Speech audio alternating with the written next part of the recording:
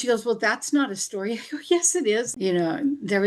I'll tell you this one story. When was running the day center for the homeless ladies, Oh we my had gosh, how incredible. testimonial Tuesday. So the people that got into housing and were getting into recovery would just share you know, how they got to where they were. Mhm. And there was a lady volunteering there, and she was never a drug addict, but she was just volunteering. And I said, will you share your story? She goes, I don't have a story. And I was like, seriously?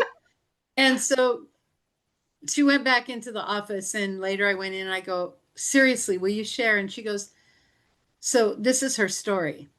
Mm. She was at work one day and here where I live, and she heard on the radio, oh, the little bridge just fell down and killed the whole family. There was, a whole family in the car, and they were all sad because it was their town. It was, I think it was called Mhm. Spanaway.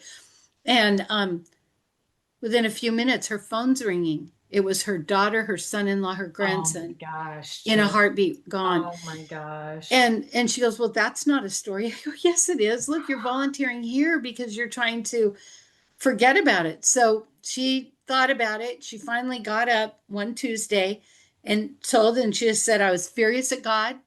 I was so angry at God. He took my baby and my baby.